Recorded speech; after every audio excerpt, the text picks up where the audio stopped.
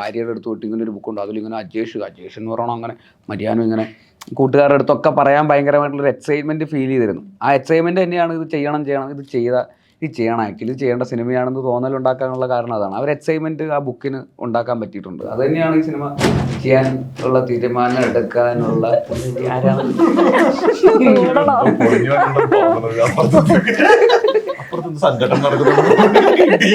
അപ്പുറത്തൊരു അയ്യപ്പനും കഥയാണ് ആദ്യം ഞാൻ വായിച്ചത്. ഈ പറയുന്ന ബുക്കാണ് ആദ്യം വായിച്ചത്. 4-5 ചെറുപ്പക്കാരാണ്.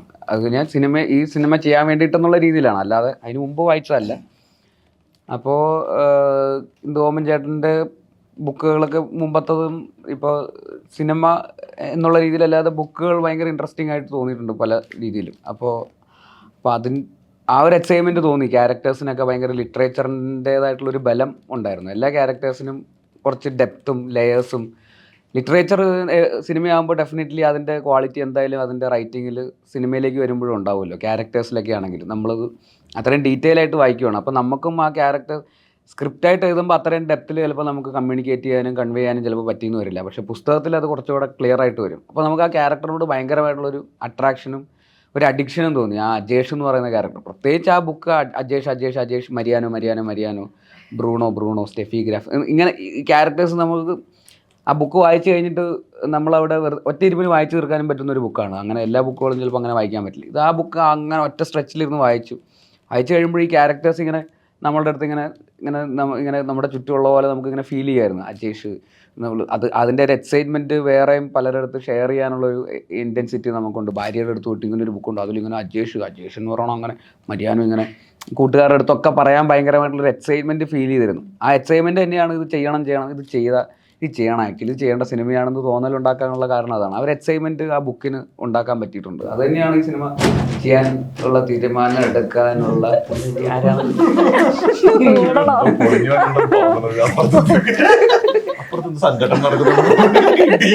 അപ്പുറത്തൊരു അയ്യപ്പനും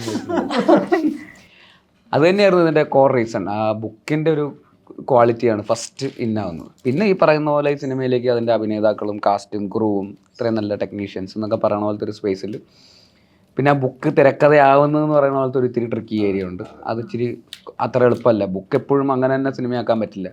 ബുക്കിൻ്റേതായിട്ടുള്ള ഒരു ക്വാളിറ്റിയും സിനിമ തിരക്കഥയാകുക എന്ന് പറയുന്നത് അതിൻ്റേതായിട്ടുള്ള ക്വാളിറ്റി ഉണ്ടാവണം. അപ്പോൾ ആ ഒരു പ്രോസസ്സ് കുറച്ച് ട്രിക്കി ആയിരുന്നു. അപ്പോൾ അതിന് വേണ്ടിയിട്ട് കുറച്ച് സമയം എടുത്തു കംപ്ലീറ്റ് ആയിട്ട് ഇന്നാവാൻ വേണ്ടിയിട്ട്, ആ ബുക്ക് തിരക്കഥയിലേക്ക് എത്താൻ. അത് മനോഹരമായിട്ട് ഓമൻ ചേട്ടനും ജസ്റ്റിൻ മാത്യു മിന്നലിൻ്റെ കോറൈറ്റർ, അപ്പോൾ അവനും കൂടെ വന്നു കഴിഞ്ഞപ്പോൾ അതിന് വേറൊരു രസത്തിലുള്ളൊരു സിനിമ, കമേഴ്ഷ്യൽ സിനിമയുടെ ഒരു സ്പേസിലേക്കും കൂടെ ഇതിനെ കുറച്ചുകൂടെ ബെറ്ററായിട്ട് റീഅഡാപ്റ്റ് ചെയ്യാൻ പറ്റി.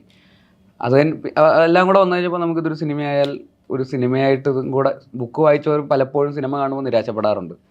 അതുണ്ടാവാതിരിക്കാൻ നമ്മൾ മാക്സിമം ശ്രമിച്ചിട്ടുണ്ട്. പക്ഷേ എന്തൊക്കെ പറഞ്ഞാലും ബുക്കിൻ്റേതായിട്ടുള്ള നമ്മുടേതായിട്ടുള്ള ഇമേജറീസും വിഷ്വൽസും എന്തായാലും ബുക്കിനുണ്ട്. സിനിമ കാണുമ്പോൾ നമ്മൾ ഫീഡ് ചെയ്യുന്ന വിഷ്വൽസും ഇമേജറീസും ആണ് ക്യാരക്ടേഴ്സൊക്കെ. ആ വ്യത്യാസം എന്തായാലും ഉണ്ടാകും. അപ്പോൾ അതുകൊണ്ട് ബുക്കിൻ്റെ അത്ര വന്നില്ല എന്ന് പറയാൻ സാധ്യതയുണ്ടോ എന്നുള്ളത് എനിക്കറിയില്ല. പക്ഷേ അതിൽ നന്നാക്കാൻ ഞങ്ങൾ പരമാവധി ശ്രമിച്ചിട്ടുണ്ട്.